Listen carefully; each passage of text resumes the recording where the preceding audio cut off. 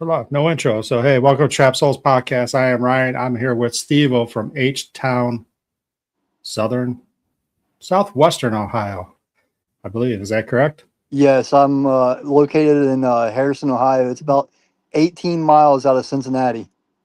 Is that where the H-Town came from, though, Harrison? Yep. All right. Just want to make sure. So, yeah, we were talking a little before we started this podcast. You're a newer group, ups and downs of having a group, obviously. But let's get into what got you into the paranormal to begin with. So, what really got me into paranormal was I was really close with my grandfather. His name was Silas. He passed away when I was 12, going on 13, and it was probably he passed away in September of 2000, and it was probably a couple months after that I started sleeping in his old bedroom. And one night I went to the bathroom, and when I come back, just like I'm looking at you right now, I swear to God, he was sitting there on my bed. He looked at me, I looked at him, and as fast as I saw him, he was gone. So I think that was his way of letting me know that he was okay, and that, life was going to be all right. So I just developed, a passion for paranormal. I wanted to find out what's on the other side. Yeah, I mean, a lot of people have those experiences, especially with close family members. But it can go either way. You can get scared, don't want anything to do with it, or you want to find out what's going on. It made me more intrigued. I mean, it had to be a good feeling, though, that like he's letting you know he's okay and he's checking on you to make sure you're okay. It definitely was, because I considered him more of a father than I did a grandpa. Yeah, that's unbelievable. That's a good story. I mean, we all have our stories why we get into this field. Usually it's something that happened when you were a kid. And I think everybody's views are a little different on why they do it. Want to know what's on the other side, help people out, whatever it is. I'm cool with it. Mine's, everybody's is different, but pretty much the same. So since then, have you had any other encounters that you believe? Yes. Where should I start?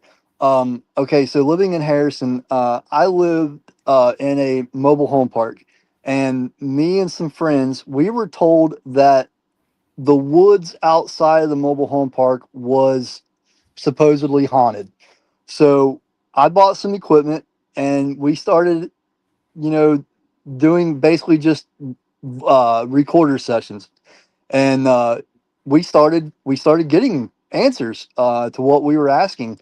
And you know what I'll give you a good one. So one night we were in the woods, and wasn't my proudest moment, but I was provoking, okay, because we really weren't getting anything, and I didn't feel nothing, so I was provoking.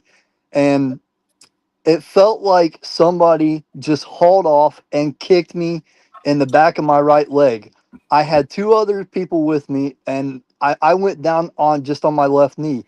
And we actually captured a voice on our recorder that said, "What did you think of that power?" Wow. Have you provoked since? No. I grew up that quick when it Yeah. comes to paranormal investigating. Like, nope, I'm not doing that no more. I mean, that's the problem with TV shows. You see them provoke and, people think it's cool. It's really not. I mean, do I provoke? I don't think I provoke, but I get angry when I do investigations. So, like when spirits mess with women or, especially females, I'll go up there and I'll like say, hey, come on, I'm here, mess with me, type thing. But we do that as humans in real life. Someone mess with a friend, you're going to go mess with them. Say, Yeah. hey, dude, pick on somebody your own size. It's pretty much, I guess it's provoking, and they never do, to be honest. Those spirits, just like, messing with women. And when a guy goes up there, they go hide. So, whatever. So you guys were in the woods. And let's talk about that. Like we talked a little bit about how expensive paranormal investigating can be. Everything goes along with it: equipment, places, pay to play places. But a lot of people don't understand, or they do. You can just go in the woods and investigate. Graveyards, investigate. Yeah. So speaking of a graveyard, we actually went to the graveyard where my grandfather's buried, and I was doing a digital recorder session at his grave, and I wasn't doing real time EVP or whatever you want to call it. I didn't have the technology to do it at that time. So I was listening on the recorder when we were on our way home from the cemetery, and we captured one thing the entire time we were there, and we were there probably a couple hours. And I told my grandpa, I said, if you want to follow me and talk to me, I'll be walking around the graveyard. And after I said that, you heard a voice come through that said, Stephen. Now, can I tell you that it was my grandfather's voice? 100%. I cannot tell you that. But all I do know is somebody said my name. I mean, that's cool though. I mean, there's nothing better than getting your own name over EVP or spirit box. I love it. Oh yeah. Now, when I heard it, I'm not gonna lie to you, it actually brought me to tears because did I think it was my grandpa? Yes. But like I said, can I say 100% sure? No. No, I mean, you go by Steve O. Did your grandfather call you Steven? No, yeah, he called me Steven. I didn't start going by Steve until years later when a friend of mine started calling me that. Okay. No, that's kind of cool though. So someone there knew you. That's all that matters. So you guys are gonna go to Randolph County Asylum coming up? Yes. So I've got a new team put together. And our first official investigation is Monday, February 2nd at Randolph County Infirmary. Oh, that's right around the corner too. Yeah, That's close. I'm so excited. This, like I said, this will be my first actual paranormal investigation since I believe 2015. Okay. No, I mean, it's I haven't been to Randolph like I said before, but I heard it's good. So who's I've been talking to another paranormal group off of on TikTok. They're another Ohio-based team, and some of the stuff that they told me that happened to them there has just. I mean, I'm like I said, man, I'm pumped. Yeah, I did hear that that's one place you do not want to provoke. Yeah, I when it comes to Randolph, I'm really hoping to communicate with Ida, and I'm really hoping to communicate with the little child spirit there, Noah, Okay. because it's really sad that Noah passed away at such a young age due to measles. I've got a child. I've got a son. He's 12 years old. So I can't even imagine. Yeah. So what do you think about like kid spirits? There's a whole bunch of different theories out there about there's really no such thing as kid spirits. They're demons portraying themselves as kids or someone else portraying themselves as kids. I mean, my personal belief is there are kid spirits.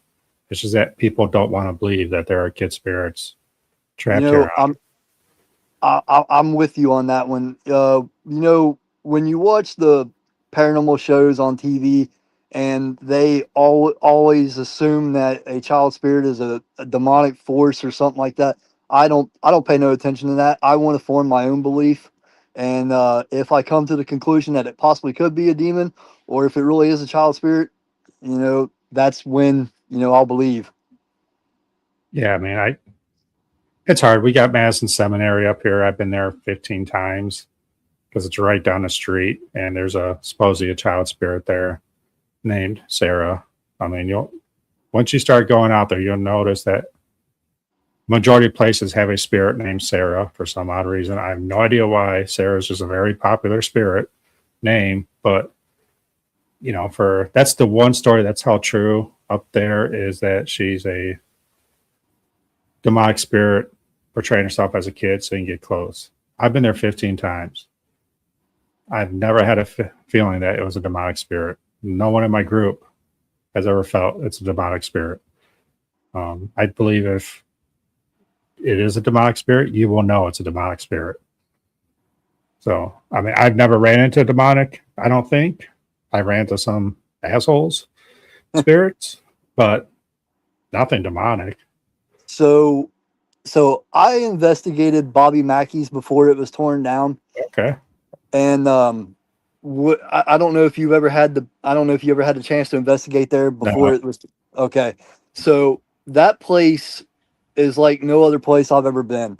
When you go into when you went into that basement, every hair on your body just stood on end, like it was such electrical. It was unbelievable. And my girlfriend at the time, a couple of days later after we investigated there, um, I would swear she was borderline possessed. And that was the only place that we had recently been. So I don't know if she brought something home or not, but I'm telling you what, when the night that this happened, she started speaking in Latin. Like, because I had called another friend of mine that is in the paranormal field, and he actually went to college for what is it called, parapsychology. Yeah. So I really trusted what his opinion and stuff like that, and so I called him, and because I didn't know what she was talking, I thought she was making up words at this time. I'm not gonna lie, and because I'd never been around this, I'd never seen anything like this personally. So I called him, and this was like 2:30, 3 o'clock in the morning, and he finally answered, and he's like, put the phone down by her and let me hear what she's saying. And he's like, she's talking in Latin, and he had me put a rosary on her. She took that rosary and just snapped it. Beads went flying everywhere. Like it was like it hurt her when it touched her. And he stayed on the phone with me the entire duration of what was going on, and he kept reciting the Lord's Prayer. And probably about daybreak, dawn, whatever you want to say, she had finally fallen asleep, and it was over. The next day, she had no recollection of anything that had happened. Yeah. So she didn't even know what was going on. No, I mean, I I, mean, I, I'm telling you, sir, I was genuinely scared. I'm telling you, I was yeah, absolutely scared. I think anybody would. I mean, people say that's movie type stuff, but all movies and all stories come from something, right? Hmm. And I believe everything comes from something, like all the stories do. They have to come from somewhere. It's just not our minds. I mean, we have a good imagination. We can exaggerate everything, but you saw it, you witnessed it. Actually, I witnessed it. Her son witnessed it, and a couple of her daughters witnessed it.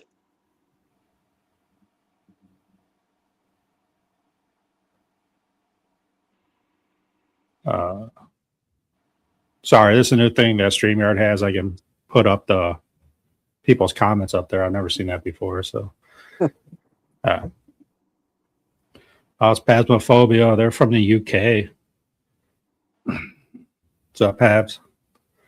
Um, yeah, I mean, so what type of equipment do you use, and what type of equipment do you want to get? So, with being out of the paranormal for so long, I actually didn't have any equipment. So, when I booked the investigation for Randolph, I was able to purchase some new equipment. I purchased a Estes method kit because I've had a spirit box before, but I hadn't had the blindfold or the headphones to do it. So I did that because I'm really looking forward to doing the Estes method at Randolph. So I bought that. I bought a millimeter. I've had a millimeter in the past. I like them a lot.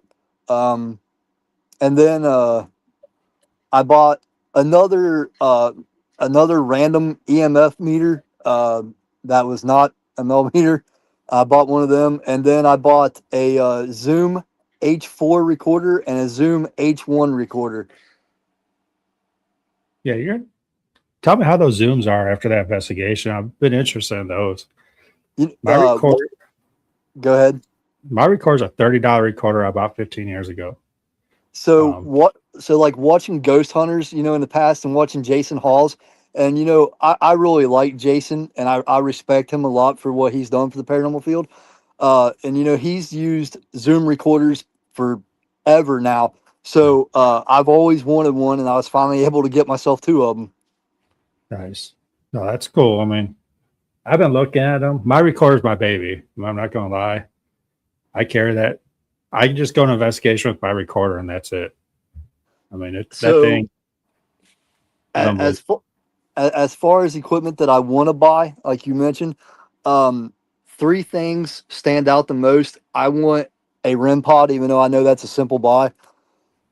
The other two is I want a music box and I want the PS device. Yeah, I mean, I have I have both. Music box is cool. It's never gone off from a spirit. It's motion sensor. I've had other people's go off around me. Mine just never has. PS device is nice. I use it sometimes, not much, but it's a good piece of equipment. I'm not huge on the word bank stuff. Okay. Anybody out there have any suggestions? What you guys use? Just pop them up in the comments. And I know I also got to get some cameras down the line, but that's more on the more expensive side. So as of right now, I'm basically just going to be doing like at Randolph. I've thought about, just using maybe like a flashlight with my camera on my phone if we're Yeah, doing a session. So that way we can actually get it recorded. yeah, yeah. I mean, phone. I always tell people because people always ask me, if they're starting out what to bring. I'm like, get a recorder, your phone, and some cat balls. And if you got the motion sensor, if you want to get some sort of EMF detection, then you're covered in all bases. That's what I do. So I'm a huge believer in the tripwire. I love it. Um, I I have two of them right now. I got the new one that makes sound when it goes off. I just like the tripwire because you have to actually get really close to it, like within 2 or 3 inches with your phone for it to go off. So for a spirit to make that go off, you'd have to be right on top of it. So I also think an SLS camera would be pretty awesome to have down the line. yeah, I've seen those used too. They're unbelievable. I was at Madison Seminary and actually someone was doing an XLS camera on me and a spirit was like holding my shoulder. I was walking out of the room. When he came back, I think it was still on me. Then it jumped inside me. Oh, okay. I didn't feel any different, but I'm still waiting for that footage to come out though. That's Southern Ohio Paranormal Society got that. So what other places would you like to hit? I mean, Ohio is full. Ohio, we're lucky. Ohio, Pennsylvania, West Virginia, Kentucky. There's so many paranormal places. So, Madison Seminary is definitely one I want to hit. All right. After watching, was it Destination Fear or were they Project Fear when they were there? I Um, think their destination at that time. I think so too. So after I saw that episode, I was like, I got to go there. So that's definitely one. The big one for me for Ohio is Mansfield. I just that, but I mean, one of the top bucket list, places that I can think of. Waverly Hills, that's another big bucket list. Trans Allegheny, another big bucket list. But I would say even more than Waverly, I would love to go to the Villisca Axe Murder House. Yeah. I like the smaller houses. I mean, I've been to Mansfield. I've been in Trans Allegheny twice. I've never been to Waverly. That's bucket list this year. I hope I get down there. I am doing Mansfield again in a couple months, I believe. Someone I know, thankfully, rented out the whole place, so we're gonna go there do a private investigation, and I'm I can't wait for that one. So, to yeah, I mean, yeah, Watched a Warren investigation by Our Appalachian Nightmare. Yeah. Yeah, they do a good job on their videos. They were on the show once too. No, I mean, you're Southwest Ohio, so try and think what's down there. Yeah, I've been to Post Town. Okay, I'd say Post Town's cool. Yeah, I've been to Post Town. Like I said, I was at Bobby Mackey's. I've been to another school in the area. It was called Windsor Elementary. It's no longer available for investigations. All right. We got some pretty cool stuff from Windsor. I've gotten some pretty good stuff at Post Town. I'm trying to think what else have I as far as like the big places that you can investigate around here like that, that's pretty much all I've been to. And when I had my group back in 2011, we did one private residence down in Covington, Kentucky. So the whole time we were there, we captured one anomaly that we can't explain. It was on a digital recorder. It sounded like a girl singing in a way, but she wasn't saying no words. She was just like singing the tune of the song. So, I mean, private investigations are a little tricky sometimes. Like I'll go investigate someone's house, and you got to be straight up with them. I'm not a priest. I'm not gonna boot anything out. I don't do sage. I don't do crystals. But I'll let you know what's there. And if I think it's bad, I'll call someone that knows what the heck they're doing to get them out. But I think it's always good to get other people's views of like, yeah, you might need some more help, Yeah, she was really concerned that something was there. And after we did our investigation, I told her, I said, even in the short term that I had been investigating, I was like, there's nothing malicious here. You've got nothing to worry about. So, I mean, what do you think malicious to just nice spirits, the percentage? From what I've investigated, besides Bobby Mackey's, I really haven't come across anything malicious. Yeah. I think people are just fearful because it's unknown. You see something, even something falling off like a picture falling over in your house. That could just be them getting your attention. It doesn't mean they're malicious. So I have an uncle. He is a non-believer. He does not believe in spirits whatsoever. Well, after my grandma died, so it would be his mother. The night that she passed away, he was home alone because he lived with her because he took care of her until she passed away. So the night that she passed away, in the kitchen, it's like kind of like a half L-shaped kitchen, and there was like right when you walk into his place, you basically walk into the kitchen. So you walk into the counters, and like I said, he said he was there, but he was there by himself, and he said all of a sudden he heard a loud crash sound and something breaking. So he walks into the kitchen, and there was a cookie jar that came out of that cabinet, fell to the ground, and shattered in pieces. And the thing about it was that cookie jar was not at the front of the cabinet. It was in the back of the cabinet. So something would have had to levitate that cookie jar, open the cabinet door, and let it fall. So he swears up and down that was my grandma letting him know she was fine. But do I Yeah. believe that? But do I believe that he actually believes in spirits even after that experience? No, he's still a 100% non-believer. I mean, he could be that like, hey, she's telling me I'm okay and moved on. I don't know. It is unbelievable when family members, especially close relatives, pass away, how they let you know, I'm good, you're good, I'll see you soon. Yep. Now, Those- I would absolutely love to take him on a paranormal investigation just so I could see, if anything would happen, that he would actually start believing, but I could never get him to go. Yeah.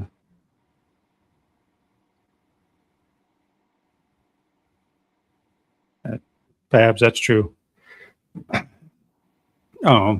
He's just saying that, same as living, the majority of us are not malicious. If ghosts are us in the afterlife, it makes sense that most spirits are non-malicious too. So, yeah. I mean, everybody believes in the afterlife you're going to act the same as you are here. So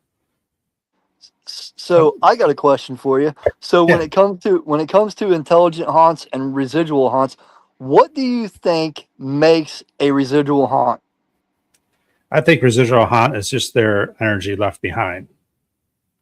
Do you think it stems from the trauma? I don't think it has to be trauma.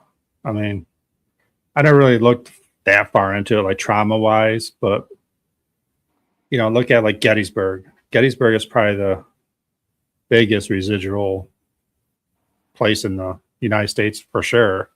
I mean, everybody always sees soldiers, walking the field. I mean, can you imagine being 17, 18, just walking across the field with cannonballs? And I mean, maybe that is trauma, I guess. I mean, they didn't die there. It's just residual haunting.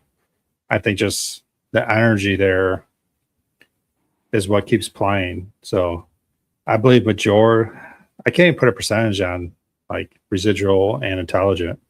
I think majority of what we run into is intelligent. Yeah, I honestly can't say, or I can't remember anyway, that I feel like I've ever ran into anything residual. Yeah. I mean, it's hard to figure out though. I mean, it could be residual once a week, once a day, once a year. You don't know how often that tape player is resetting. So, I mean, it's hard. You go into a place and something does happen. It could have been residual, but you might not have found out unless you go back the same time next year at the same time and it happens again. That's my feeling on it. I think most of the stuff we do see is intelligent because I think we go to these big places, and I'm a huge believer in this since I've been doing this for so long. If you ask questions, spirit's going to come. I mean, does that make sense? I mean, yes, definitely. I mean, it's kind of like Field of Dreams type of thing. If you build it, they will come. But we're always going to the same place asking questions. Because why is it one, like Ross House in Ohio? I think that's a train station of spirits. Because you have coal miners that passed away 7 miles down the road in a coal mine explosion. Why is it they're just at the Ross House? They had no connection to the Ross House. It's because people are asking questions. If that wasn't the case, they'd be the next door neighbors or, a block away. So I think as long as we ask questions, they will keep coming. And I always say it's like you tell someone, hey, go to this place. They have the best hamburger in the world. You're going to go. Same with spirits. Hey, man, there's always people asking questions. If you want your story out, go there. Yeah, I definitely agree with that. Yeah, I like ghosts. Yeah. Bel Air is unbelievable. The whole town, I believe, is haunted. That's another one on my list. I definitely want to make it to the Bel Air house. Oh, I mean, you're talking dark now. I mean, Bel Air house is dark. So, Mortuary Manor is another one I'd like to make it to. Absolutely. Yeah. I mean, it's not big news. It's out there though. So I'm going back to the Bell House for the third time. I've had stuff happen there. And that's the only place that I feel that keeps calling me back.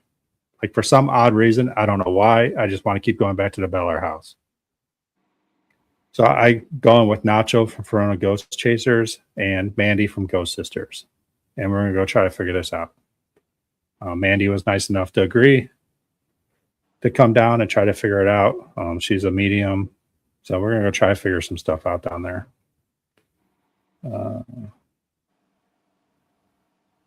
Yeah, I mean, yeah, both those places are cool. If you get down to Bel Air, make a trip out of it. Bel Air and Ross House. I don't think I actually know too much about the Ross House. No, so Cindy's an unbelievable owner of the Ross House, and her family owns the antique furniture store next to it. It's actually connected. The house isn't huge; it is active, but the furniture store is really active. You get that for like I don't know, I think it's 100 or 200 bucks more. And it's like 6,600 square feet or something like that. So if you have 4 or 5 people, try to get that too. Okay, I'll add that to the list. Yeah, the list keeps growing, man. Like, Because the people that run Randolph, you know, they run like 4 or 5 other locations out there as well, yeah, and every one of them that they run, I've got on my list. Um, so and I do know I believe they told me that if you book one, when you book the next, they actually give you, like, if you keep booking with them for other investigations, they actually knock money off. yeah, man, it's the way to go. I mean, I said this hobby, this passion, whatever you want to call it, gets expensive fast. Oh yeah. Let me see. St. Albans always calling. Yeah, I like those. Yeah, get the furniture store. I mean, Cindy rents it out every now and then, but she's starting to do a lot more with it. And I think it's definitely worth the couple extra bucks. So, um, I will definitely do that if I'm able to and book it. yeah. Fairfield County Infirmary, that's another one I'd like to get to this year. Do you have any females on your team? Yes. Okay. I've been to Fairfield once, but I've talked to a lot of people. I've done Fairfield, and I always ask them, "Did you have really anything there?" And the guys usually say a little. The females get a lot for some reason at Fairfield. They get a lot of activity. Not the guys. I don't know why, but I mean, it might change again. Like I said, people asking questions. Sorry, I'm trying to read all the comments here. People asking questions, they'll come. So, no, I mean, you got a lot of cool places down there. Yeah, your team. I mean, we can talk offline too about that because I've been going through the same stuff. It's hard keeping a team together, finding the right people that fit and that have the same passion as you. Like Yeah. I'm all in on this. And with being my age and everything, people have kids, people have jobs. It's hard to get everybody together. So I always say find 2 to 3 good people, then collab. Like get with groups. So it was actually kind of funny because when I was talking about booking Randolph, I told the woman that I talked to that to book it, that if I can't get a team put together, I was like, my wife and I are just going to come investigate it ourselves, and it would just be me and her. And my wife was kind of like, I don't think so. And my co-founder Brian, he's like, oh, the spirits there won't hurt her bad. So It's funny when you get some team members like, no, we're good. Nope. like, yeah, I'd feel a lot more comfortable if there was at least 4 or 5 of us.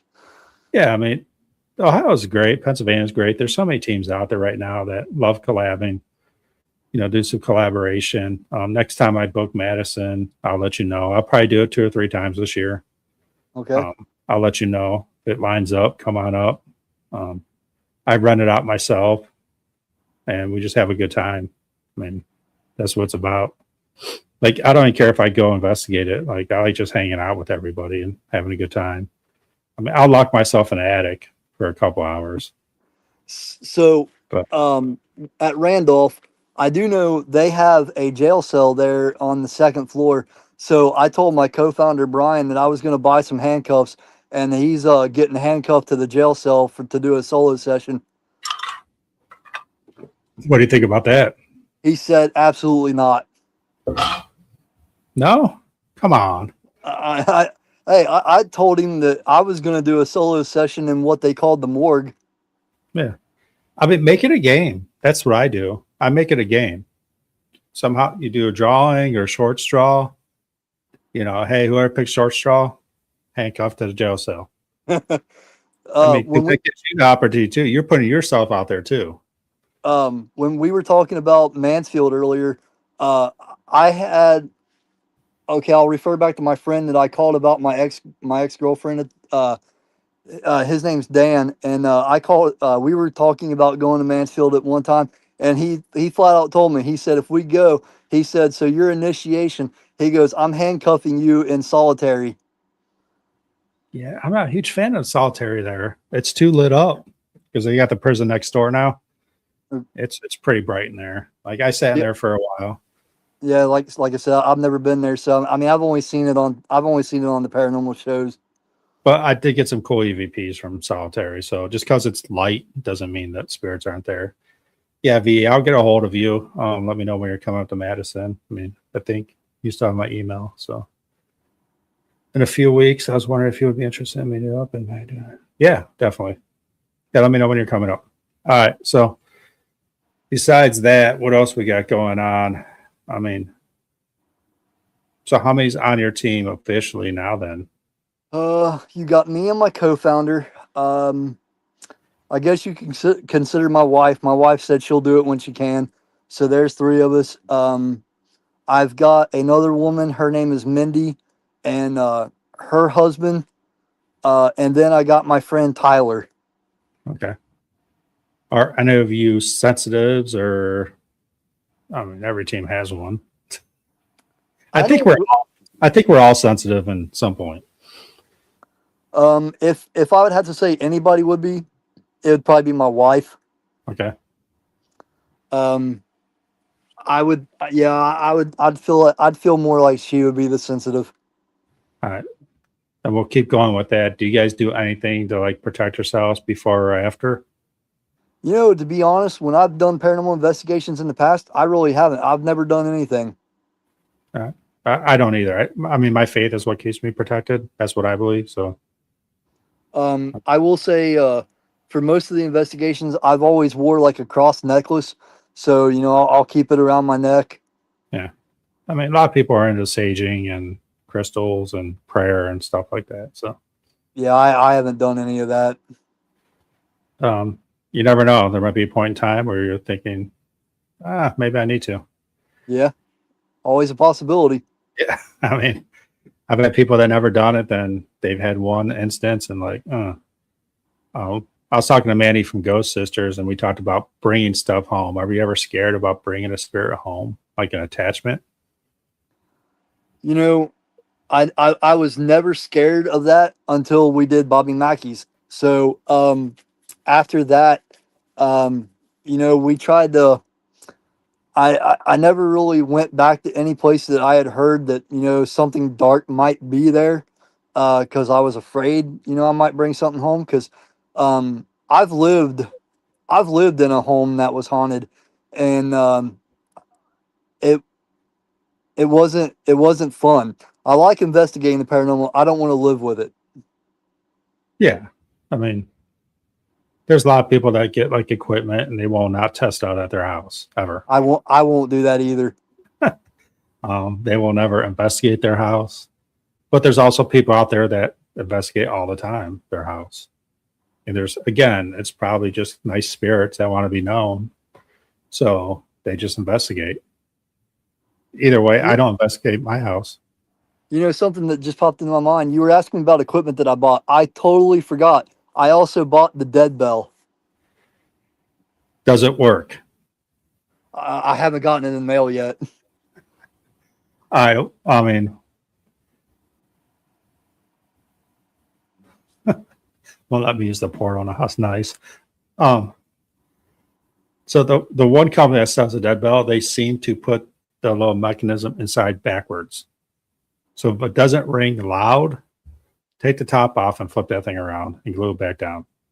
I've Okay. done it to three. I had to do it with three other people. So if you just hear like a clank and it's not ringing, that's what it is. So just letting you know. Okay. If you have any questions, just send me some pictures and I can do a picture of mine and show you how it's supposed to look. So Okay. I will. it is good. It is very sensitive though. Don't go buy it with your phone. It will go off. Okay. So, but it is a good piece of equipment. I love EMF. Like anything EMF That's my go-to. Like tripwire, dead bell. It just seems that they act a lot with that more than anything else, and EVPs. So, all right. I mean, we're 40 minutes into this. I know you got to get to work tonight. Probably could talk for a lot longer, but Yeah. After we do Randolph, you'll have to have me back on. We'll talk about Randolph. oh yeah, definitely come back on, talk about Randolph, get some of your team on. I'd like to hear all your experiences down there. That's what I was going to say. I'll have to get them on here with me. Yeah. So, what's your favorite paranormal show? We'll just do a couple quick questions. That's Project Fear now, but I love Dakota and them. Yeah, talk about people like just have a good time and investigate. I love it. Yep. That's what I'm doing tonight is catching up on their shows. Bucket list anywhere in the world that you want to investigate. Uh, That you don't have to I pay know for. I know it will never happen because they don't. As far as I know, they don't allow it. But Alcatraz, that would absolutely be my number one destination in the entire world, or possibly Dracula's castle in Transylvania. Yeah, definitely two that would be awesome. It's weird. Mine's the catacombs. Hey, I mean, I would definitely I'm right there with you. I would definitely go with you and investigate there. Yeah, catacombs or Hellfire. Was it the Hellfire tunnels? Hellfire caves. Hellfire caves. Like, yeah, I mean, give me a recorder. I would do it for free if you just gave me a recorder, no flashlight, and lock me in the catacombs. I'm not saying I'd be happy about it. Another one for me would be Stanley Hotel. Stanley's cool. How about the Vatican? Yeah, I mean, if it was free, I would go. Vatican has a lot of history. Everybody always never thinks about that one. No, actually, that one didn't even cross my mind. Yeah, Southern Ohio Paranormal Site say that, and I was like, "Damn, dude, you're right." I mean, down in those tunnels down there, there's got to be some stuff down there.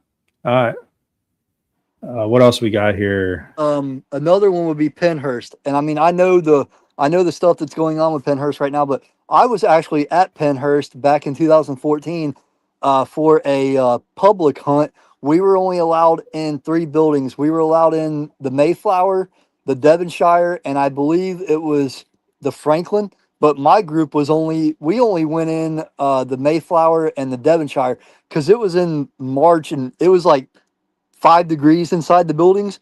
So what really got me was we weren't allowed in the tunnels and we weren't allowed in Quaker. I would have loved to done the tunnels and Quaker because I've always heard that those are the 2 hot spots at Pennhurst. Yeah, I've never been to Pennhurst, and I totally forgot that. Like they're thinking about taking it down for a data center or whatever the hell they want to do with it. Isn't it Jason from Ghost Hunters? Isn't he trying to get that property? I don't think he's trying to buy it. He just tries to save a lot. Yeah, because I know he's also trying to save the Conjuring house. Yeah, that's still in limbo. I know he was a big push for Waverly too, because the state was trying to shut that down. So, I mean, you don't have to spend money to save a place. I mean, Jason's a huge name, so when he talks, people do listen. Yeah, I'll write that down, Pennhurst, because I'll forget. I've just been so slammed with stuff right now. Pennhurst. All right, I'm gonna try to get out there this year. So, all right. Well, I don't want to keep you from your job. You gotta go make some money so you can buy some more ghost hunting equipment. And there do we some go, more man. investigations. But yeah, once you get done with Randolph, send me an email or text, and I'll get you booked again. Then we'll talk. We'll talk paranormal again. Will do, man. I may appreciate you coming on, getting to know you a little bit. Thanks everybody for their comments. I appreciate you having me. Yeah. Again, don't be a stranger. When I get something up here in Madison booked up, I'll let you know. Sounds good, man. Hit me up anytime. Man, I appreciate it, Steve-O. Yep. Have a good night. You too. Thanks everybody for your comments.